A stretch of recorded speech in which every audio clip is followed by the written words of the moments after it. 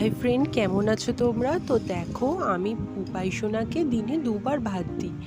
এক হচ্ছে দুপুর আর এক রাত্রি। আর দুপুরবেলায় আমি এরকম পাতলা ঝোল করে পুপাই সোনাকে মাছ দিয়ে ভাত খাওয়াই।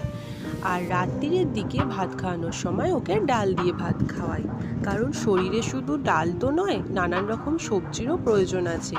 তাই এখানে আমি ঝোলের সমস্ত রকম আনাজ নিয়ে নিয়েছি। অন্যদিন গাজরও দিই, কিন্তু আজকে গাজরটা ছিল না তাই দিইনি। আর শাক ভাজা যেহেতু পুপাই সোনা খেতে একদম চায় না, তাই ওর ঝোলেতেই আমি এই রকমের লাউ শাক বা যে কোনো ধরনের শাক একটু করে দিয়ে দিই, যাতে ও সবজিটাও রেগুলার পায়। কারণ বাচ্চাদের রেগুলার সবজিটা হচ্ছে একদমই মাস্ট। তো চলো, সবজিগুলোকে ভালো করে এখানে আমি ধুয়ে নিলাম। পরিষ্কার জলে পরিষ্কারভাবে দুবার ধরে ধুয়ে মিটকেসের মধ্যে এখন রেখে দিলাম। তো এবার ওর ঝোলটা রেডি করে নেওয়া যাক। প্রেশার কুকারেই ঝোলটা রেডি করব। আমি অল্প পরিমাণের এখানে ফোড়ন নিয়ে নিয়েছি, দিয়ে দিলাম। পাঁচ ফোড়নটা মাঝে মাঝে না থাকলে আমি এর জায়গায় জিরে ও মৌরিও দিই। তো অল্প পরিমাণে তেল দিয়ে দিলাম এতে।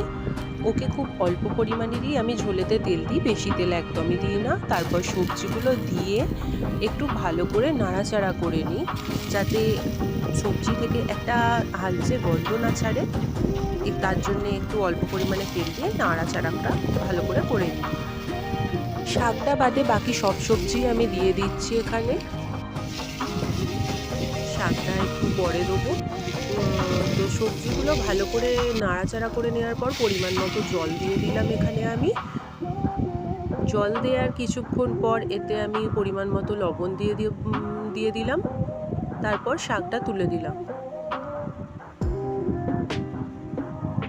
তারপরে একটু ফুটে এলে সেখানে আমি পরিমাণ মতো হলুদ দিয়ে প্রেসার কুকারটা বন্ধ করে দেবো। তারপর 5-6টা মতো সিটি দিয়ে নামিয়ে নিলেই ওর ঝোল রেডি। আর পুপাই সোনাকে তারপরে ভাত খাইয়ে দিল।